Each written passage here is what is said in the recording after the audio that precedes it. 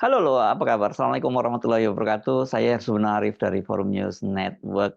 Belum genap 2 pekan berjanji kepada istrinya Erina Gudono, putra bontot Presiden Jokowi, yakni Kaisang Pangarep, tampaknya sudah lupa dengan janjinya untuk menemani istrinya untuk melanjutkan sekolah ke Amerika Serikat. Sekarang ini Kaisang menyatakan dia siap untuk bersaing di Pilkada Jakarta, melawan Anies juga dia siap, bahkan juga kata dia melawan Ridwan Kamil pun juga siap.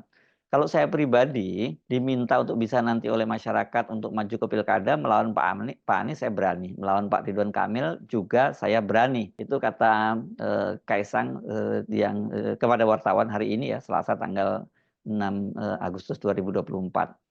Dan tantangan itu disampaikan oleh Kaisang saat dia menyerahkan surat rekomendasi partai kepada 13 bakal calon kepala daerah yang diusung PSI pada Pilkada 2024.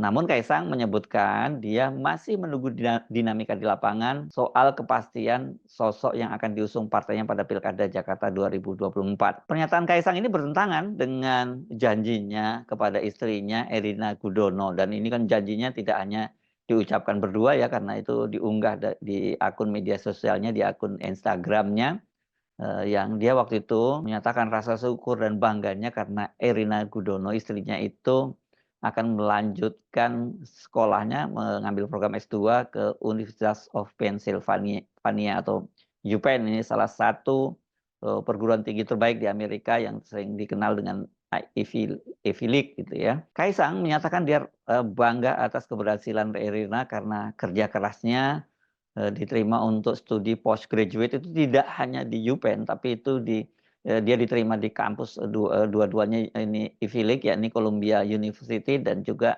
UPenn begitu ya. Tetapi kemudian Erina itu memutuskan untuk memilih mengambil di UPenn. Pertama pertimbangannya karena lebih fleksibel untuk orang atau ibu seperti dia yang tengah hamil. Kaisang juga mengaku dia tidak sabar untuk menanti buah hatinya yang kini tengah dikandung oleh Erina, dan diperkirakan itu bakal lahir juga di kota Pennsylvania ini.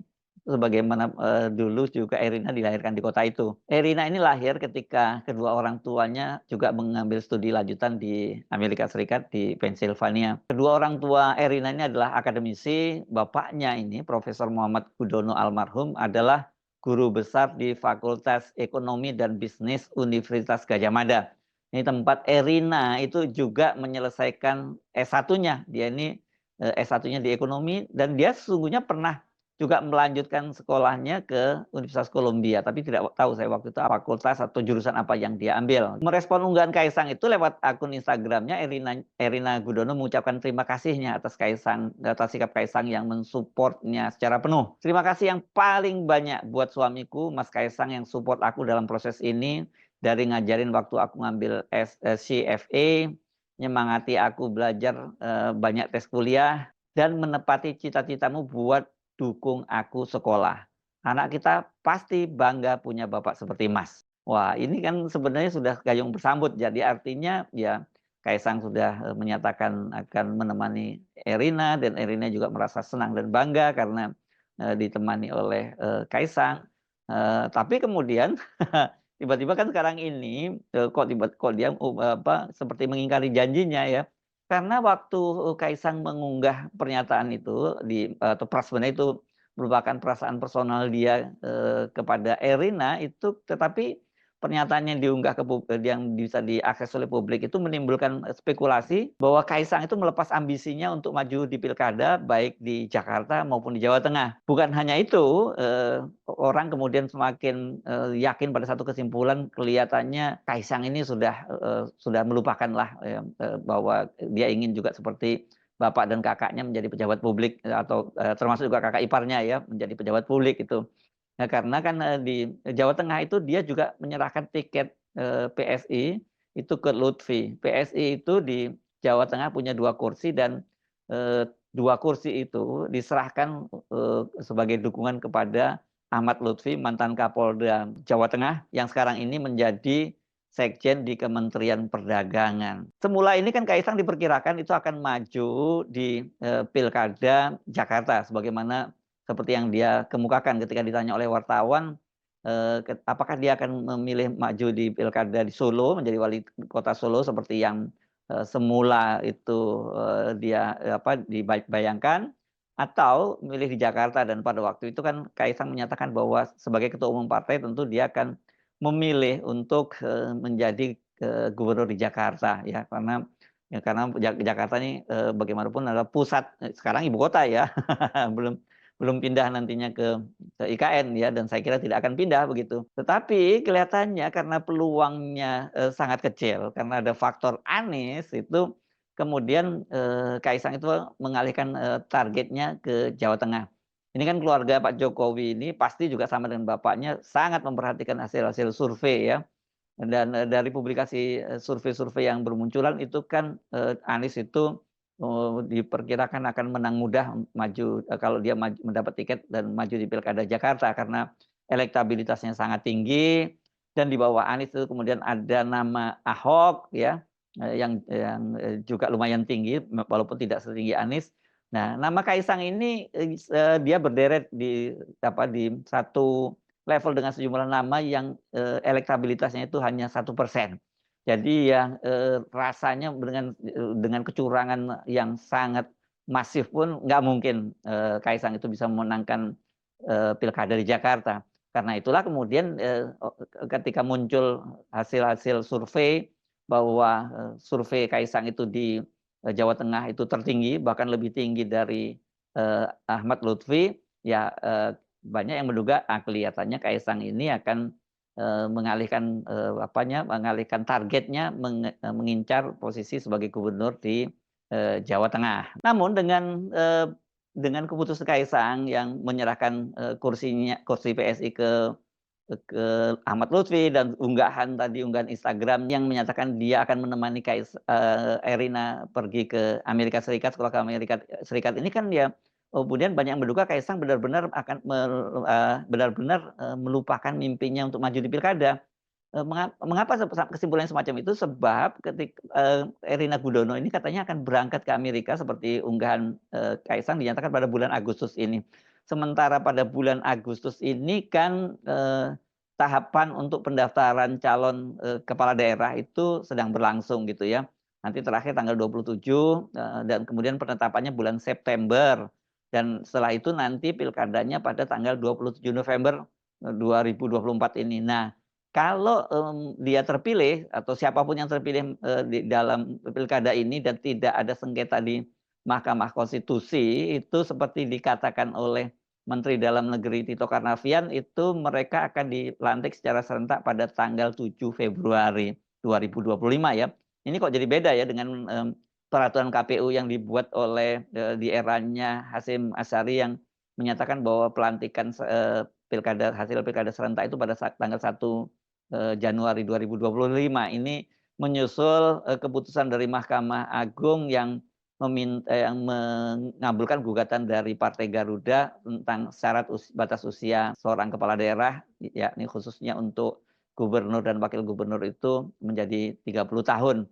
Dan, karena waktu itu diputuskan agar, peraturan itu diubah tidak, pada saat pendaftaran tapi saat pelantikan, maka diputuskan ya pada saat pelantikan itu pada tanggal 1 Januari. Kenapa dipilih tanggal 1 Januari? Karena Kaisang ini kan, kelahiran tanggal 25 Desember 1994. Jadi kalau pada pendaftaran bulan Agustus ini ya usianya belum 30 tahun, jadi dia tidak memenuhi syarat. Tapi kalau kemudian diubah pelantikannya menjadi bulan Januari, tanggal 1 Januari, dia usianya sudah 30 tahun, 30 tahun lebih 7 hari. Jadi dari kalkulasi yang semacam itu kalau dia memutuskan untuk, berangkat ke Amerika ya, wajar kalau orang menduga-duga bahwa berarti Kaisang ini sudah melupakan,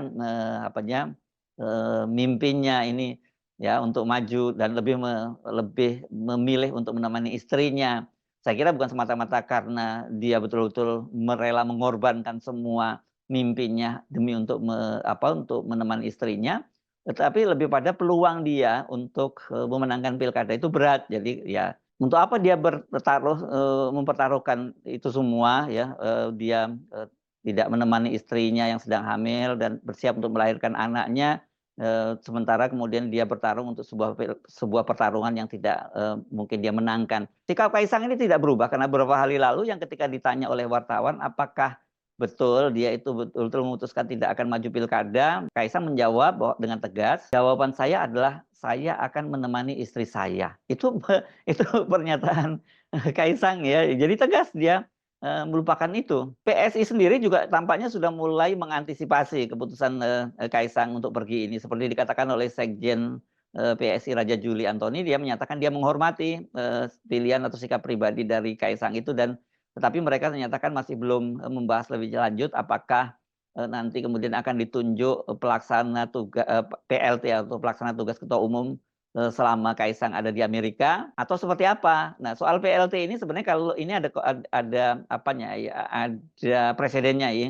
Ketika Grace Natali pada waktu itu melanjutkan pendidikannya ke Singapura kan kemudian, ditunjuk PLT-nya ya ini Haji Giring, Ganesa Jumaryo. Dan bahkan kemudian Haji Giring, Ganesa Jumaryo itu kan, ditetapkan sebagai ketua definitif. Jadi memang selain dia melupakan mimpinya untuk maju di pilkada, maka dia juga untuk sementara harus menyerahkan jabatannya kepada pejabat, pelaksana tugasnya, begitu. Nah, sekarang ini tiba-tiba saja sikap Kaisang itu berubah. Nah, mengapa berubah? Ya, nampaknya perubahan sikap itu seiring dengan perkembangan terbaru. Kan ini ada kabar, terbentuknya, Kim Plus, kemudian juga ada kabar Kim Plus itu akan mengusung Ridwan Kamil berpasangan dengan Ahmad Saiku, Presiden PKS.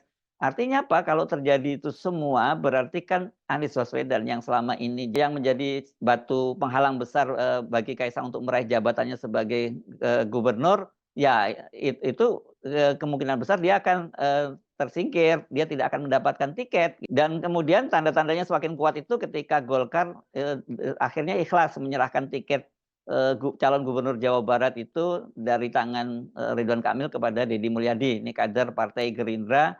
Dan, kemudian, ini, Ridwan Kamil diperkirakan akan, berlaga di Jakarta dengan istilah waktu itu kembali OTW ke Jakarta. Dengan peluang semacam itu ya saya kira ini alat mualaf terutama di Jakarta aman. Jadi dia sekarang mempertimbangkan kembali untuk, maju pilkada, Jakarta. Jadi kalau tadi dia misalnya mengatakan lawan Anies berani, lawan Ridwan Kamil berani, ya karena Anies kemungkinan besar tidak akan maju. Sementara kalau Ridwan Kamil tidak mungkinlah, kemudian Kaisang itu menjadi kompetitor dari Ridwan Kamil. Yang paling mungkin ya dia kemudian dipasangkan menjadi calon wakil gubernur berpasangan dengan Ridwan Kamil. Kita pasti bisa menduga-duga bahwa, Kaisang itu pasti mendapat info yang cukup valid kemungkinan Anies itu, tidak bisa maju di pilkada, Jakarta. Dan Ridwan Kamil itu kalau kemudian menjadi calon, gubernur di Jakarta dia melawan kota kosong.